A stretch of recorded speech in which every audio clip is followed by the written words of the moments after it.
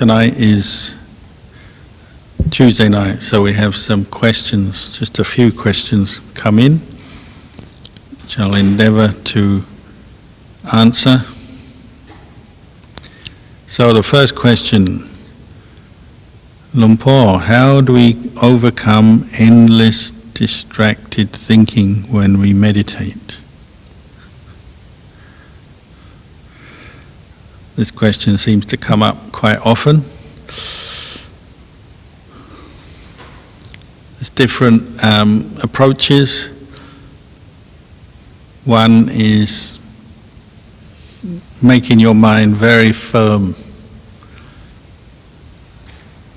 One way the Buddha talked about firmness of mind is barami.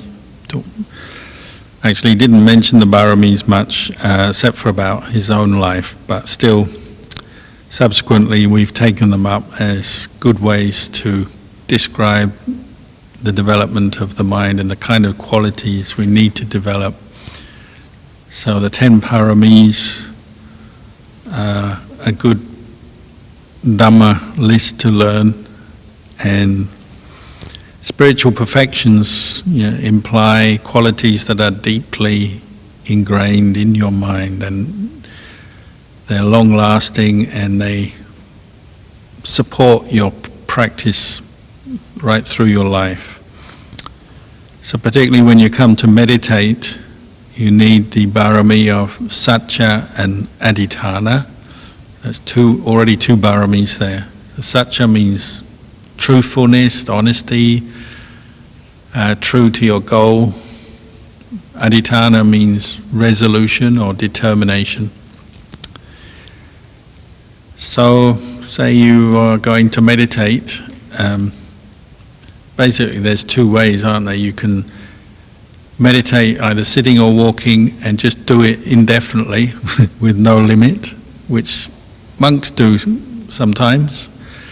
Lay people, maybe you've got less time available to do that. But you make it, the other way is to make a determination. I'm going to meditate for a certain period of time. So I'd say minimum 10 minutes.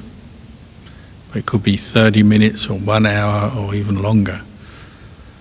So you make a determination or a resolution, I'm going to sit meditation for this period of time, whatever period you've decided on, and you stick to it with satya, with honesty, with being true to your goal.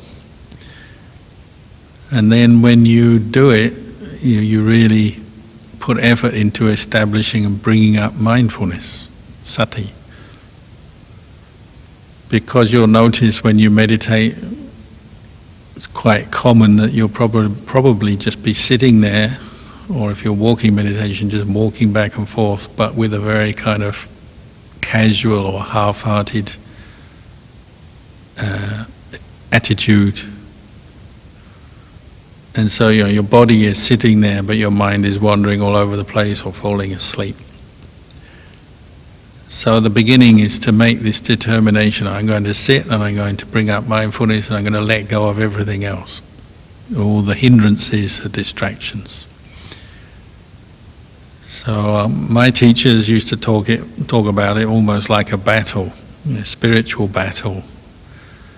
And when you bring up the mindfulness on the breath or the recitation of the word Buddha or any other meditation technique you're using, and you have mindfulness, then in that moment you've won the battle. And when you lose your mindfulness and get distracted and your mind's wandering here, wandering there, then you've lost the battle.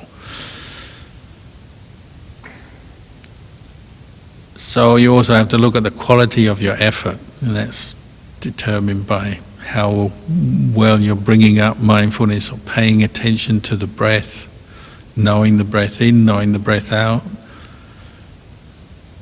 And it's almost like we can multitask, isn't it? You can sit there and you're half aware of the breath going in and out, and you can even convince yourself that you're watching the breath, but really there's a lot of other stuff going on in your mind, and you can be thinking, creating stories, planning things, what you're going to do in the future, going back to the past, letting your mind wander all over the place. But a little bit of the time your mind is with the breath, so you can tell yourself, I'm with the breath here, but really the mind is not with the breath. So you have to investigate and look at the quality of your effort as you're doing it.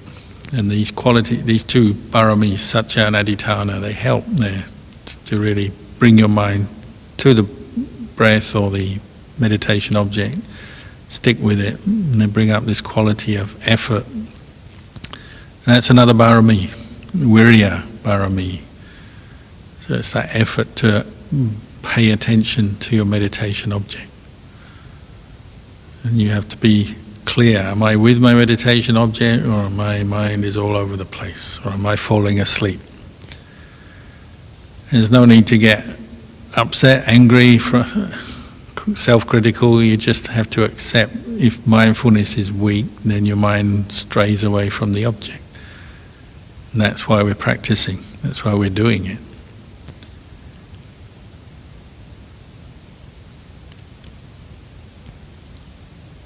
The other quality that will help is patience, endurance. You're being willing to stick with it as your mind wanders all over the place. It's frustrating, it's annoying, but you keep a healthy, good attitude as you do it, and you keep bringing the mind back to the breath. And that willingness to keep doing it over and over again will eventually bear fruit. These four qualities, satya, adhitthana, virya, khanti is the word for patience.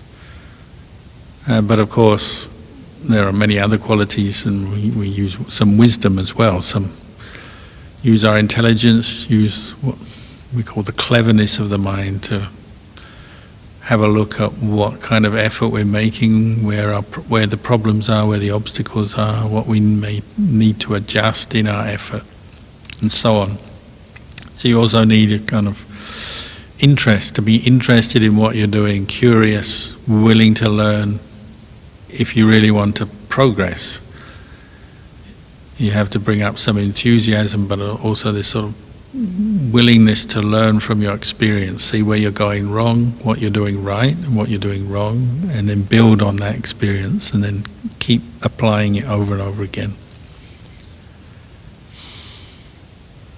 But you find if you do it regularly, then because you have that interest, the curiosity, the learning, it can become quite stimulating, to learn even about something very ordinary like the breath. You're getting to know yourself through the breath. Because our state of mind, our emotional state and the breath are very closely linked. So as you're becoming more interested in knowing the breath, it's long, it's short, it's coarse, it's refined, the very sensations at the beginning of the breath, the middle, the end. As you become more mindful and you have more effort, then it actually does become more interesting. And that applies to other meditations as well. So if you're cultivating insight into, say, the three characteristics, say impermanence, as you're observing the changing nature of phenomena, it becomes interesting the more mindful you are. So then that draws you in and it gets easier and more enjoyable. And most people find there's a sort of a tipping point where they've done it enough that they actually start to enjoy it, at least sometimes, maybe not all the time, but some of the time it's becoming enjoyable. And then you want to do it, you're willing to do it, and it's easier. And you may even find it's almost like more automatic, that your mind settles down with its meditation object, with the breath. Say, it becomes more absorbing, more interesting to the mind. You feel more physically relaxed, mentally relaxed. So again, more enjoyable. Your mind brightens and it gets easier because of all these more positive qualities coming up.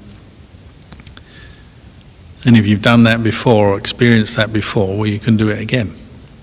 even though there will always be some obstacles coming up. If you've found your meditation becoming enjoyable, more peaceful, more interesting before, then you can get back to that again on every new time you start a meditation.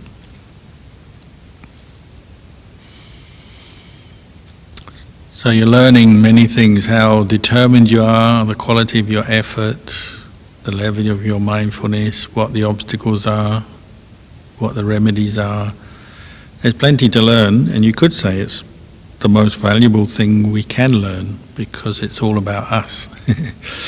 And we all want to be more peaceful, happy, and to understand the truth better, free ourselves from suffering more. So it's the most useful kind of knowledge you get is from meditation, really.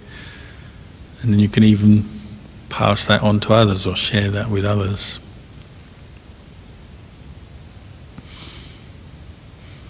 One of the obstacles, I guess, is something that feeds the distraction or the weaknesses of mind is desire, wanting, craving, tanha.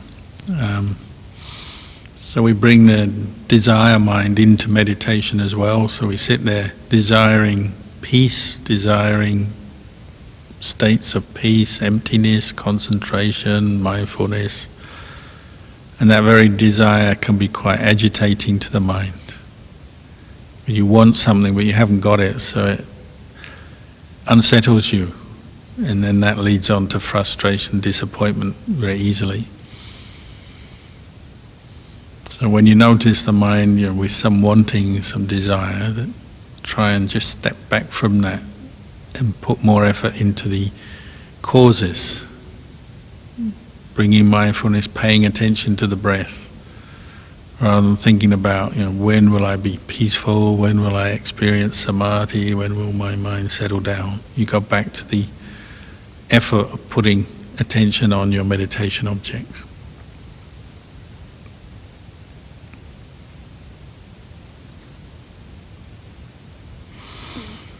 Another question. Is it possible to love someone without attachment?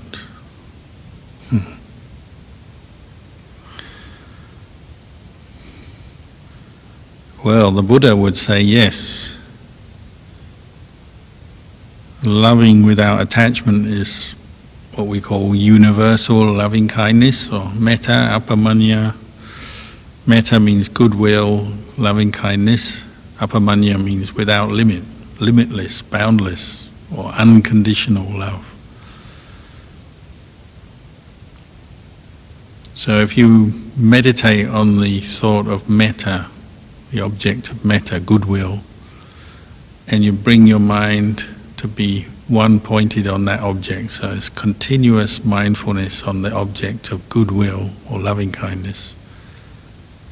Possible to have loving kindness that is unconditional, that radiates in all directions. When it's a practice of meditation and you attain samadhi, continuous calm and continuous mindfulness on your object, then there's no limits, there's no preferences with the metta. It goes in all directions. That's what we call a samatha practice. So it doesn't yet remove the causes for attachment or anger from your mind, although it's helpful and it's certainly a good step towards it. But we also need to use wisdom. So developing loving kindness, we also have to cultivate some understanding and look at where our attachments lie. So who do we attach most to? Well, the people closest to us probably. So parents, children, brothers, sisters, loved ones, so partner, husband, wife, partner, close friends.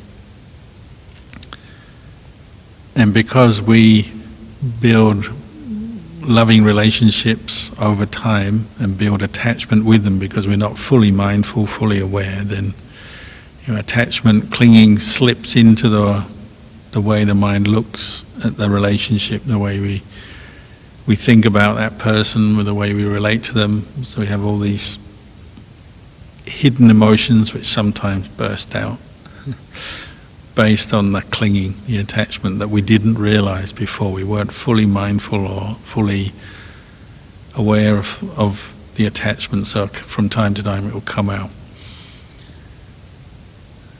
So we practice loving kindness, but then we also have to contemplate, investigate attachment. And if you have loving kindness for someone, you will almost certainly have some attachment there. So you have to contemplate that, see the impermanent nature of that relationship. One day you will separate, physically separate, mentally separate from that person through, at the very least, through death. So this is, just now we chanted, separation from all I love and like is assured. So you have family members or close friends, one day you'll separate through death. And that's something to bring up, to remind yourself that the relationship is impermanent. It doesn't mean to say you give up on being kind or loving someone, but you know the limitations of the relationship. And you bring that into your thinking and the way you relate to them. It brings you a little bit closer to unconditional love. So while you're together, you wish them well and you help them and you have love for them, goodwill, but you also know it won't last forever. And the other aspect of unconditional love is that unconditional, non-contractual. You just have goodwill without asking or seeking anything in return. So particularly when we develop as a meditation, samadhi, then the mind can become one-pointed on that object of goodwill. But at that moment, when it's one-pointed, it's not thinking of or seeking anything in return. That's why you can still have goodwill for your enemies or people who've hurt you or people you don't like or creatures, animals you don't like. When we chant, we say we have these various reflections, to the loved, the ones we love, the ones we're indifferent to, and the ones we're hostile to or who are hostile to us. When the mind is one-pointed in samadhi, then it can have unconditional love. But until one's reached one-pointedness, then love can always be biased or limited, and we can lose it very quickly when we're faced with someone we don't like or someone's hostile to us. So we have to work at it.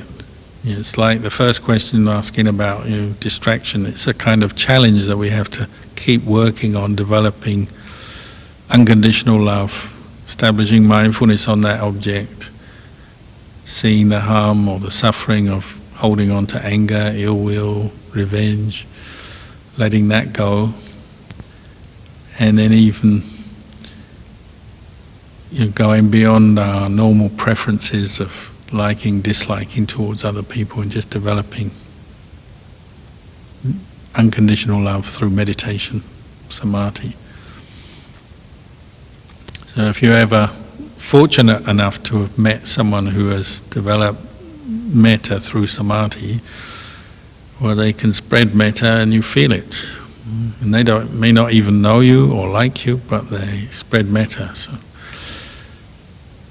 when you feel it, then you realize, this is something very powerful that goes beyond boundaries of age or gender or background, culture, or preferences of like or dislike. It's just an object of mind spreading loving kindness in all directions, say. And you can feel it. Even animals can feel it. Just as hatred can go in all directions, so can love. When it's unconditional, it cuts through barriers. Maybe sometimes it's you may not, in your meditation, your mind may not yet be very one-pointed or mindful on the object of loving kindness. So sometimes you practice it as a discursive thought, a discursive meditation where you're just thinking it through. Who do I love? Who do I hate? Who do I feel indifferent to? And you just run it through your mind first to get to know where your own attachments are, your own prejudices are.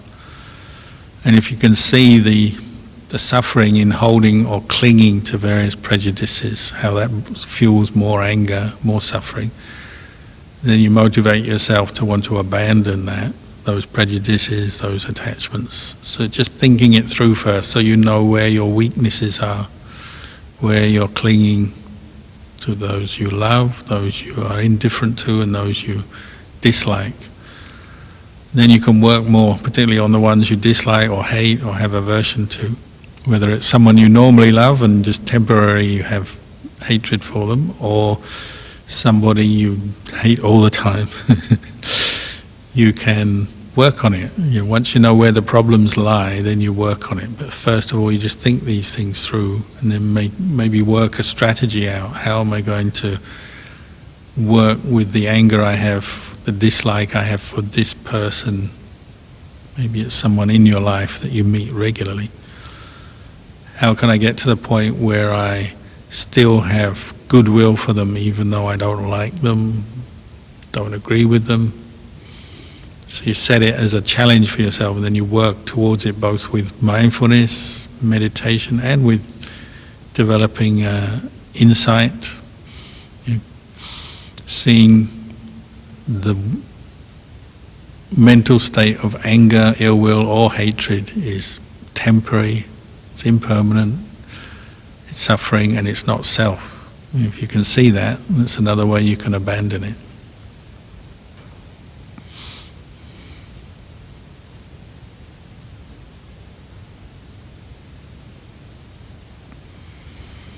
Another question.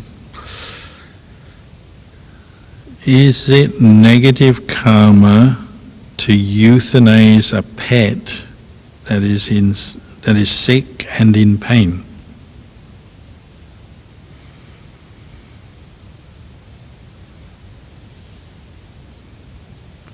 Probably generally speaking, you'd say yes, because you're making that decision, aren't you? If you have the intention to kill, even though it's because you feel sorry for a pet who's in pain, but that's your intention, and if you carry out that act or you instruct someone else to carry it out for you, then you're making some karma there, you're ending a life.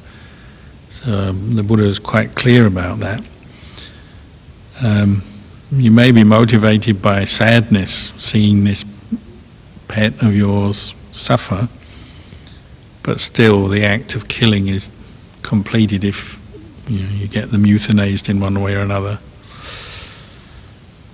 So perhaps this is something you should think of way ahead. Like, we talk about right effort. One of the factors of right effort in Buddhism is the effort to prevent unwholesome mental states from arising that haven't arisen yet.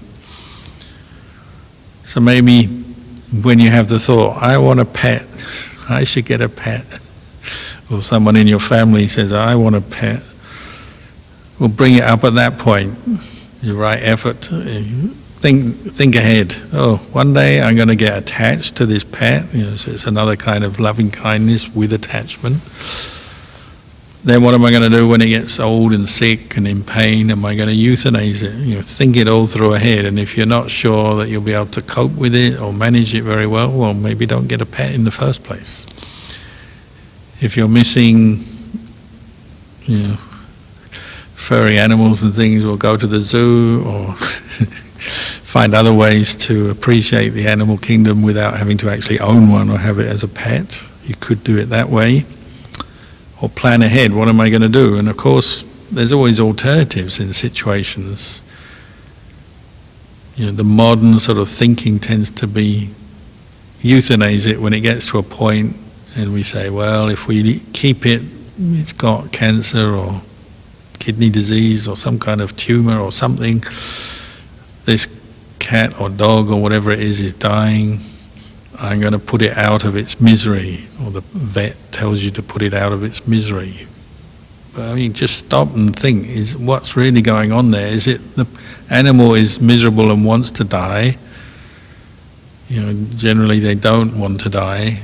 Is it you are miserable and you want to end your misery by putting the animal to death?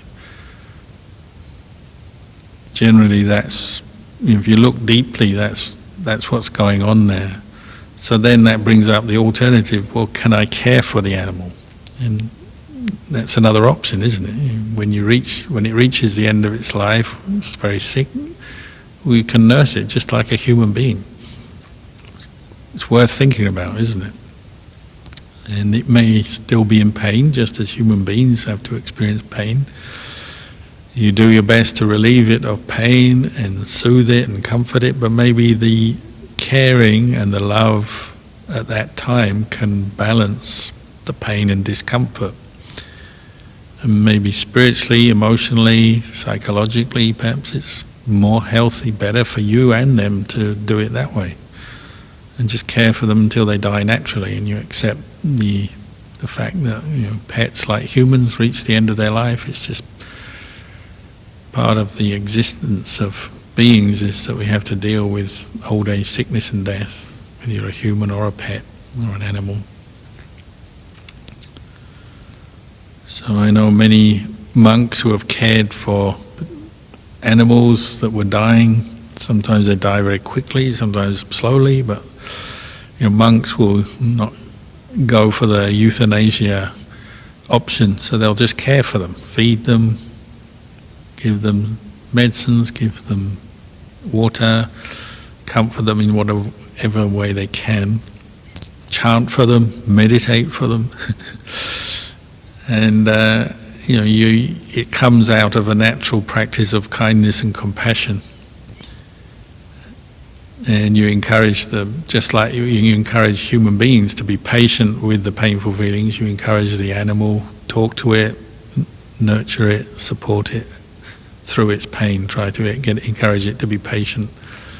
And you counter the pain with love and care. So it's another option.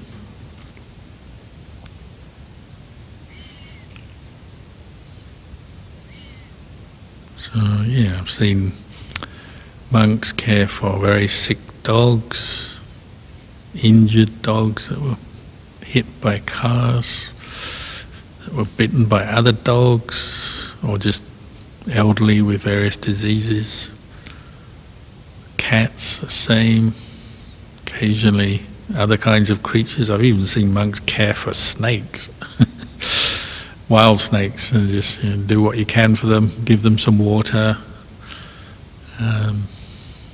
Birds are quite common. When you live in the forest, the birds, sometimes they get broken wings or have accidents or they're dying or whatever, and you just care for them until they either die or fly away.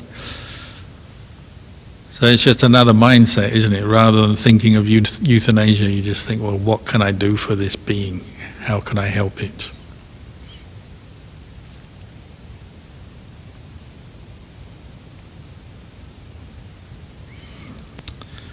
The last question tonight. What does having an insight mean?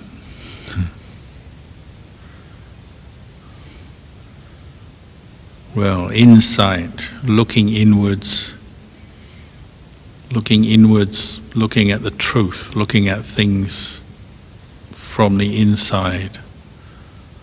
Normally we're looking out, aren't we? We're looking out at the world, which we can learn a lot from as well, but it tends to become a habit and can feed a lot of delusion. Just endlessly looking, and with the looking we get thinking and all the different emotions, mental states, and you'd say mental defilements. Insight is where you sort of turn your mind around a bit and look at the one who's looking. Ask the question, who is looking anyway? What is it that's looking? In terms of when you're seeing or knowing things, and just looking with the eye of knowledge or wisdom, supported by mindfulness, examining the truth of things more closely gives rise to insight. But you have many levels or depths to insight. So insight could be just recognizing you need to be more disciplined in your life. What you say, what you do, you can see you're causing yourself or other people suffering, and you just realize that. So you want to be more disciplined with your speech, more careful what you say, choose the words that you say, more disciplined with your actions. That's insight. Or in the more commonly used way, when you're meditating, developing insight, usually contemplating or reflecting on the three characteristics of existence: impermanence, anicca, dukkha, the unsatisfactoriness or painful nature of phenomena, and anatta, the selfless nature of phenomena. Or we say the conditioned nature of physical and mental phenomena. Things arise according to causes and conditions and pass away. These three characteristics, they kind of interlinked, and they three aspects of the same thing. So noticing the impermanent nature of a thought or an emotional state or a feeling or a sensation, a physical sensation, could be insight. It could be just a moment of insight where you notice your thought come up, but rather than getting lost in it, you just notice it pass away again. You say, oh, another thought arose and passed away. It could be a verbalization or an image or a sort of a particular mood, but you're mindful enough and investigating the truth of your experience to notice, oh, that arose and passed away. So you gain insight into the impermanent nature of a thought. It could be feelings. It's another huge part of developing insight, isn't it? Just noticing feelings arise, pass away. They're impermanent. And what is impermanent, is it correct to take it as a self? Is it really a person or a being? If it just arises, passes away, one moment it's there, one moment it's gone. So it's a kind of a avenue into developing deeper understanding of truth. So you can have small insights or more profound insights, and it gives rise to, we say, wisdom or panya, the Buddhist term. And panya is a quality that helps you to end suffering. That's the purpose of insight. By seeing the truth of something, you're reducing the causes for further suffering, you're ending suffering, and maybe ending the experience of suffering in that very moment. And when we say ending suffering, insight can lead to the temporary ending of suffering, but really insight, true insight, is leading to the permanent ending of suffering. So it's a cause for some new knowledge or new way of thinking to arise that means you no longer fall into that same way of thinking, reacting, looking at things, and you no longer suffer. So you could say the more you develop insight, or the deeper your insight goes in the practice, your whole way of thinking and looking at the world changes. We would say for the better, because you suffer less, you follow craving and attachment, craving and clinging, which are the causes of suffering, less when you have insight. So for example, when you establish mindfulness and you observe a feeling, pleasant or unpleasant, arise, pass away, you know it's temporary, that gives you a new way of looking at it. You say, oh, it's just a feeling. We say it's just a feeling, or merely a feeling, merely painful feeling, or merely a pleasant feeling. So it diminishes the power of that feeling to overwhelm your mind and create craving and attachment. So it changes the way you look at it. So you go, oh, just a feeling. And insight can be like that. It can be very ordinary. You just notice pleasure arise, pass away. Oh, it's pleasant. It's not like you don't have pleasure, but it's just that much. It's merely pleasure. Pain is merely pain. And the stronger your insight, the more you can do that, the better you can do that. So some people who have trained in mindfulness and insight meditation can cope with more pain from illness or injury, say, or painful experiences in life very well, because their insight is clear and strong. And they don't attach so much to the pleasures of life or go seeking after them, because they know they're only that much. They don't last that long, so they're only so good.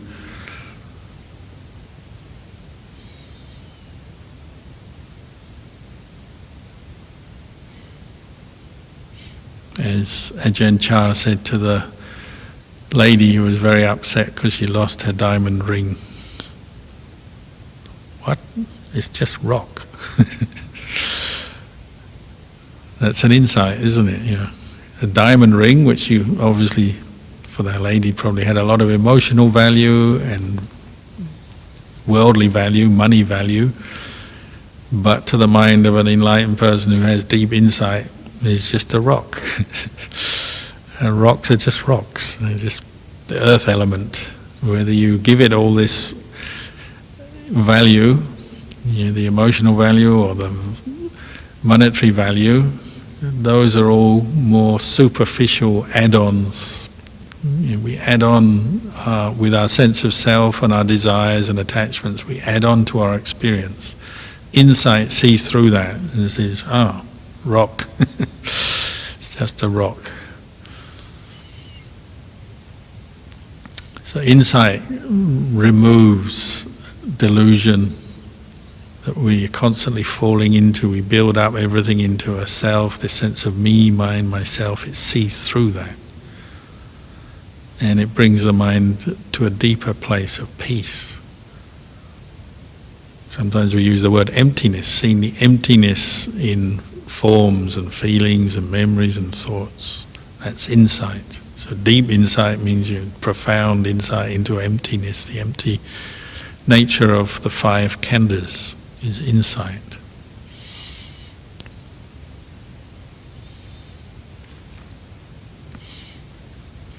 But at every level of the path, we develop insight. So just maybe realizing the need to practice Dhamma is insight.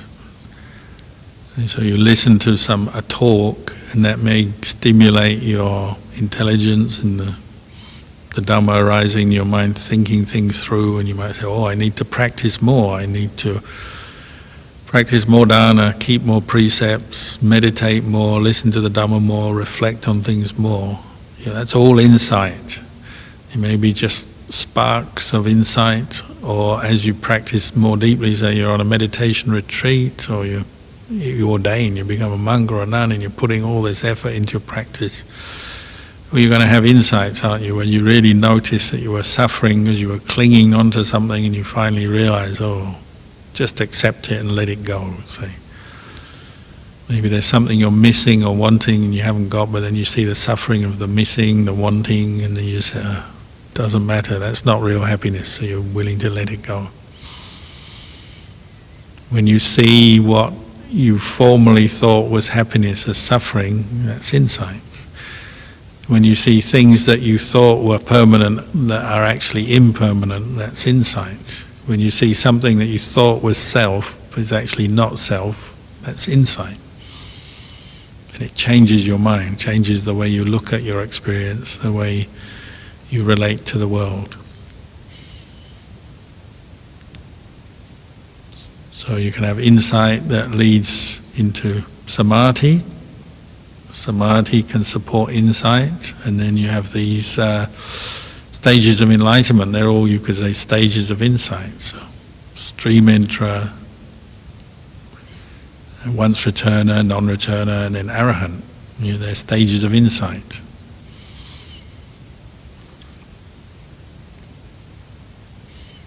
So there's plenty to learn about, plenty to practice. maybe I'll leave the Q&A session there tonight. Hopefully it's been of some use to you.